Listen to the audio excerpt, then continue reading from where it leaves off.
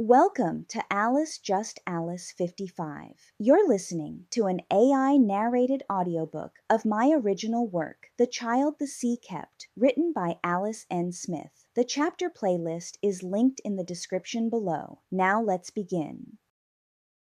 Chapter 10. Age 17. The Heir No One Named. Ansel had never asked what would happen to the ship when the captain died. Some questions sounded too much like ambition, and others too much like fear. A captain's death was both. For years, the answer had seemed obvious enough. Ansel had served the captain longer than any man aboard except the quartermaster. He had stood beside him in cannon smoke, rain, hostile ports, and battles where hesitation killed faster than steel. He knew when the captain's silence meant wait, when a glance meant draw, and when a slight turn of the wrist meant let the fool keep talking. A ship could survive many things if the man standing next to the captain understood him. Then Eva grew up. She had done it by degrees while the ship argued over what she was. Omen, curse, luck, captain's daughter, strange girl, quiet blade. But Eva was 17 now, and the names had begun to fail. She held no rank, but men made room for her. Boys corrected knots when she looked at them. Powder hands checked their covers when she passed, and older sailors sometimes paused when she said nothing at all. Gray Harbor crouched beneath rain and gull filth, the sort of port that sold powder, false papers, and silence at different prices. They came ashore at dusk under low clouds. The captain in his plain coat, the quartermaster armed and sour, Ansel at the captain's right. Eva walked at his left. That was the first thing Ansel noticed. Not behind them, not with the men waiting at the dock. Beside him. The captain did not announce it. He simply walked through the wet streets with Eva at his left hand, and everyone who knew enough to recognize power saw her there.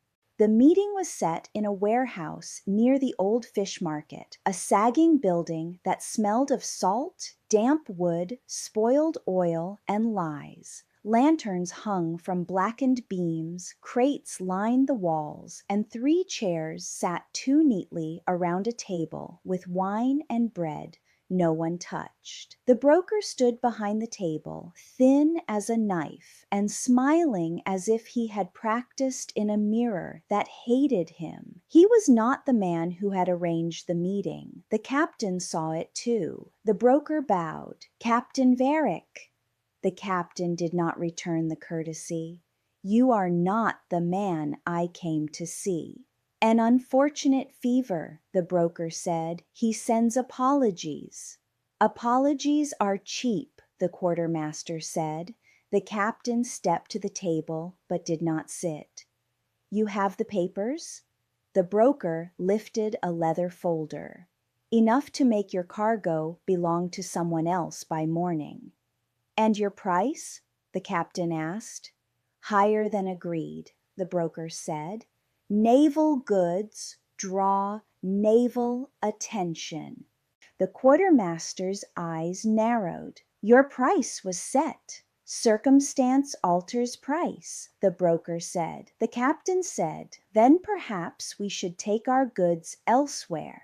Eva stood silent at the captain's left, eyes moving from the broker's hands to the rafters, the loft, the crates by the east wall, and the wet footprints on the floor. Ansel followed her gaze and saw nothing certain enough to name. Eva said, "Where are the rats?" The room changed. The broker's hand paused above the folder. One guard looked toward the crates. The quartermaster's attention sharpened. The captain did not look at Eva. "Explain." Eva's eyes remained on the east wall. "Fish market, old grain in the cracks, rain outside, open warehouse, no rats." The broker gave a small laugh. I was not aware we had come to bargain over vermin. No, Eva said. One word. Ansel felt it in his spine. The captain looked toward the east wall. Ansel. Ansel moved before the broker could object. The nearest guard went for his pistol, but the quartermaster drove him back against the wall. The second guard drew, and Eva caught his wrist, turned under his arm, and slammed him into the table hard enough that his pistol fired into the floorboards.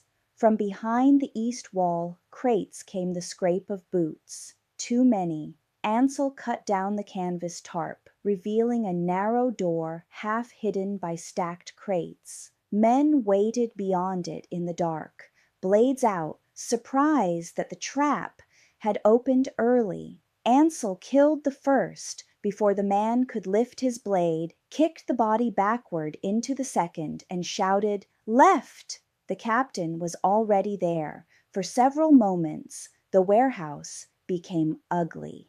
Men spilled from the hidden passage and the loft above. Briggs' pistol cracked from the doorway.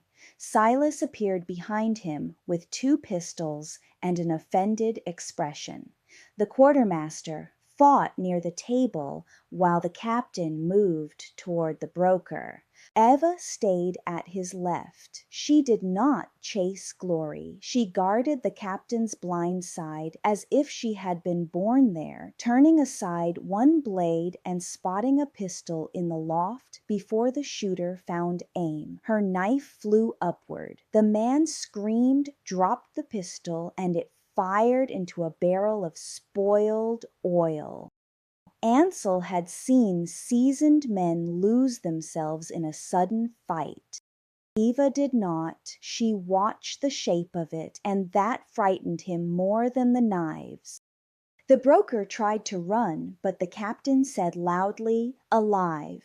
Ansel hated how quickly Eva answered it. She crossed the space between bodies, caught the broker by the back of his coat, and drove him face first into the table. She took his knife, tossed it aside, and twisted his arm behind him.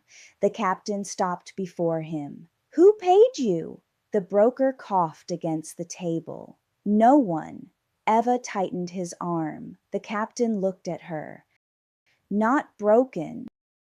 "Not yet," Eva said. "Ava," the captain said.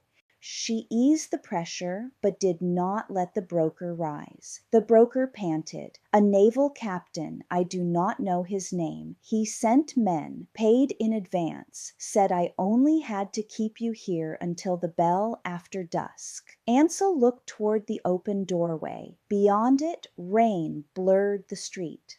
Far off, a bell began to toll once, then twice. The captain's face went still. Eva looked toward the docks. "The ship." The captain nodded once. "Ansel." "Already moving," Ansel said. He turned toward the door, but the captain's next words stopped him. "Take Eva." Ansel looked back.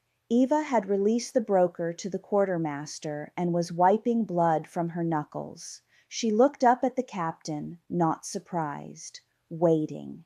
Ansel said, "Captain?" "Get back to the ship," the captain said. "Warn them to prepare to cast off while we finish business here. With respect, do not waste either of our time pretending that sentence ends well," the captain said. The quartermaster dragged the broker upright. Ansel looked from the broker to the bodies on the floor, then back to the captain. He did not ask what finishing the business meant. Neither did Eva. The captain was already turning away. "Go!" Eva moved first, and Ansel followed her into the rain. Gray Harbor had changed. Lanterns had gone out along the nearest dock. Bells rang over the roofs now, no longer distant. Somewhere beyond the harbor mouth, a ship's bell answered, deeper and colder. The naval vessel had arrived. 3 soldiers blocked the alley before the main street, navy coats dark with rain, pistols drawn beneath the weak lantern light. Ansel lifted his sword, and Eva shifted beside him. Not behind him, not ahead. Beside him, just beyond his left shoulder, where his vision narrowed and an enemy might try to enter. Ansel felt it and disliked how quickly he understood. The first soldier fired. Ansel turned with the shot and drove forward before the man could reload. The second came at his blind side, but Eva was already there. She caught the man's wrist, turned his blade away from Ansel's ribs, and opened him cleanly beneath the arm. He dropped without a shout. Ansel killed the first soldier against the wall. The third backed away, pistol shaking between them. Eva stepped left as Ansel stepped right, not crowding him, not crossing his line, only sealing the place where the soldier might run. The man saw it too late. Ansel struck the pistol aside, and Eva drove her knife into the soldier's thigh. When he fell, Ansel ended it. For one breath, rain filled the alley. Eva looked toward the docks. More coming. Ansel heard the boots then. He should have given the order. Eva was already moving. They ran through rain, mud, fish stink, and shadow. Twice Ansel would have chosen the wider street. Twice Eva pulled him into narrower ways before soldiers crossed ahead of them. She did not explain. She did not slow. When more soldiers found them near the cooper's yard, Ansel turned to meet them and found Eva already adjusting to him. If he drove a man right, she was there to cut off the retreat. If he pressed forward, she covered the opening he left. If he paused, she filled the pause. She did not fight like his shadow. She fought like the answer to every mistake he had not made yet. That was what disturbed him. Not that she was quick, not that she was brave, that she learned him while they were still fighting. By the time they reached the docks, their ship was still moored, but not peacefully. Men were hauling lines, raising canvas, and shouting over rain. Ansel cupped a hand around his mouth. Cast off! Eva pointed toward the harbor mouth. Naval ship! That carried. Men moved faster. The gangplank was already being dragged in when Ansel and Eva reached the pier. A rope came flying through the rain. Ansel caught it and shoved it into Eva's hands. Go! She did not argue. She braced one boot against a piling and swung across the narrowing gap.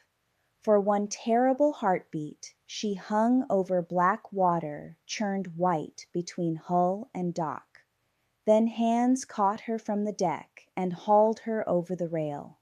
Ansel followed before he could think better of it. His boots left the pier just as soldiers came running behind him. A shot cracked from shore and struck the water below. He slammed hard against the ship's side, lost his grip, caught it again, and felt two sailors seize his coat. They dragged him aboard as the ship leaned into open water.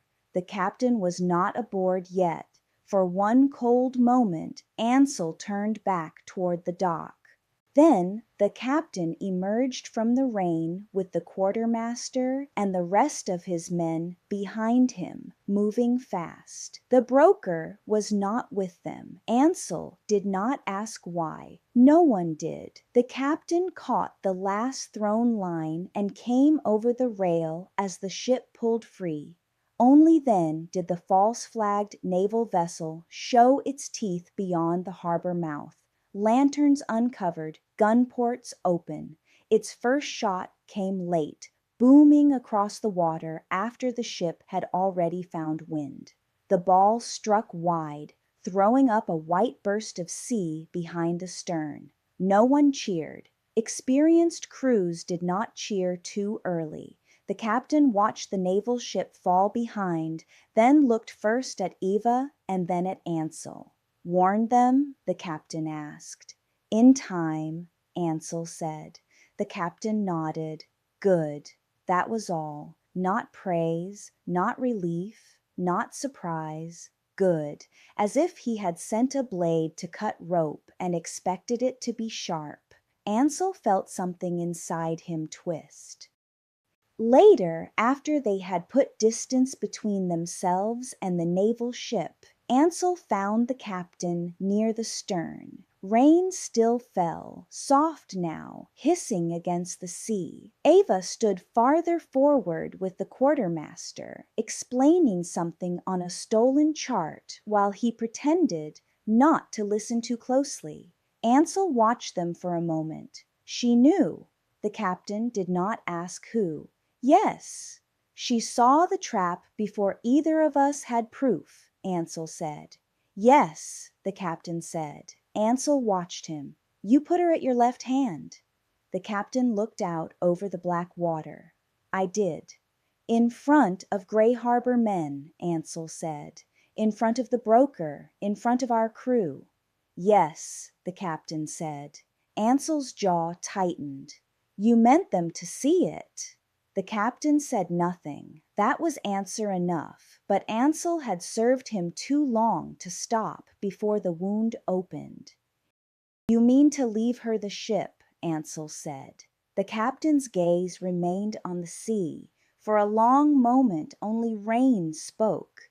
Then the captain said, I mean for the ship to survive me. Ansel laughed once, without humor. That is not a denial. No, the word struck harder than anger would have. Ansel looked toward Eva. She had taken the chart from the quartermaster and turned it under the lantern, so rain would not blur the ink. The quartermaster watched her finger trace the route they had taken and did not interrupt. That, too, was an answer. Ansel said, She is 17. I know, the captain said. She has no rank, Ansel said. Ranks can be given, the captain said. Ansel looked toward Eva. She has enemies. So do I, the captain said. Ansel's mouth tightened. She is not you. The captain looked at him then. No, she is not. Ansel had meant it as argument. The captain received it as truth and nothing more. That angered him because truth made a poor target. Ansel lowered his voice. Men will not all accept it. No, the captain said. Ansel's voice hardened. You may split the ship trying. I may, the captain said. Ansel held his gaze. And if I object? Then object honestly, the captain said. Ansel felt the old loyalty rise in him like pain. He had earned the right to be trusted, and perhaps foolishly, he had thought he had earned the right to be chosen.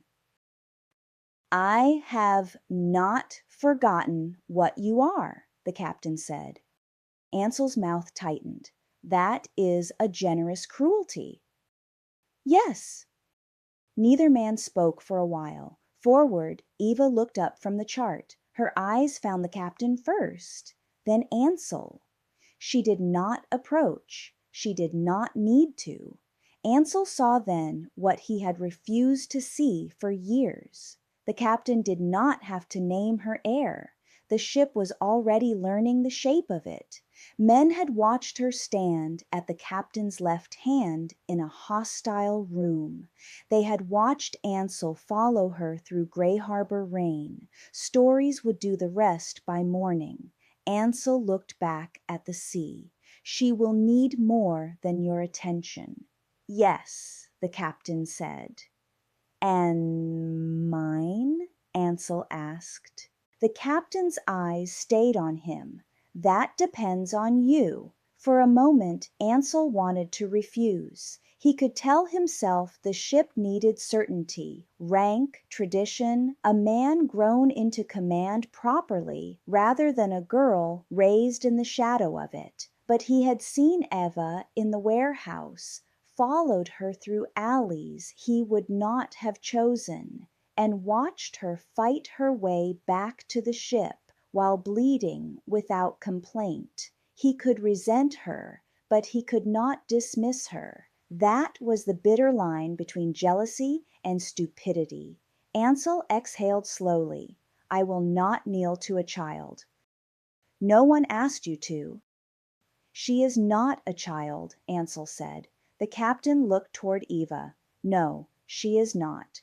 The admission settled between them, not as peace and not quite as agreement, but as something harder, something useful.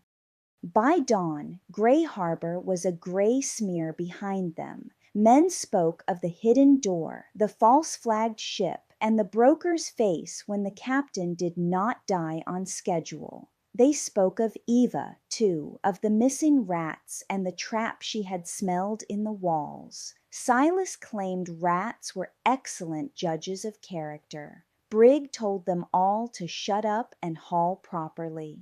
Eva stood near the bow with the stolen chart in her hand, speaking quietly to the young sailor from the boarding. The boy listened as if each word were rope in rough water.